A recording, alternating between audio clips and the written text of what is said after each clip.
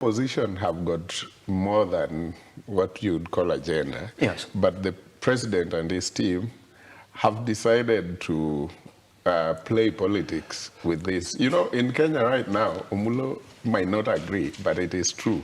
It is now the government checking the opposition.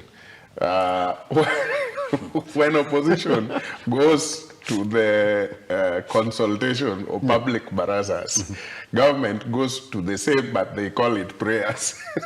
But it is the same thing. Because when they go to the so-called prayer, quote unquote, they speak the same agendas the opposition are speaking in their consultation and barazas. So it is government now in Kenya checking opposition. So it is not true that opposition does not have an agenda. Opposition are speaking about things like equity, equitable sharing of public resources, including appointments. Yes. Much as Omulo wants to make people agree or imagine that loyalty must be rewarded, it is true if loyalty is rewarded, but it has to be pegged on equity.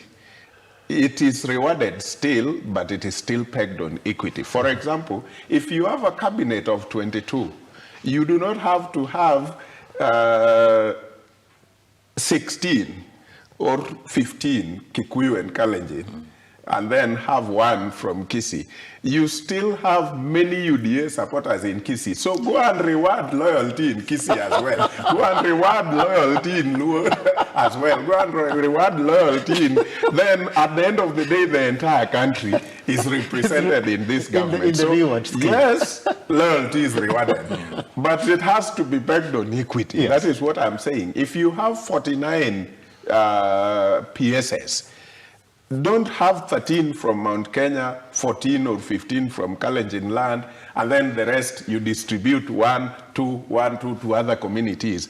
I mean, you have, even right in Bondo constituency where Raila Odinga was born, I am not sure there are no many UDA supporters there. You can reward even there. You say, okay, we have this and we have that. So that is what we are talking, and that is what opposition is talking about.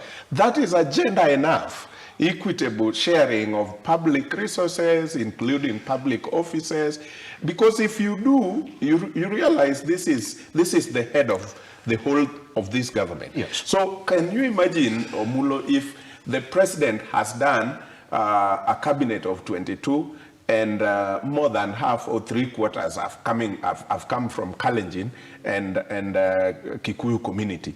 You can imagine what the public service are going to do, because the public service are going to follow the head. So even Kenyans on the grassroots who are applying for jobs at the Public Service Commission will not be different. It will be like your name says you should be employed. Your name says you don't have stake in this government. You don't have shares in this government. So we must portray at the top that even ministers, especially now like Honorable Aisha Jumwa, who is in charge of public service. Yes.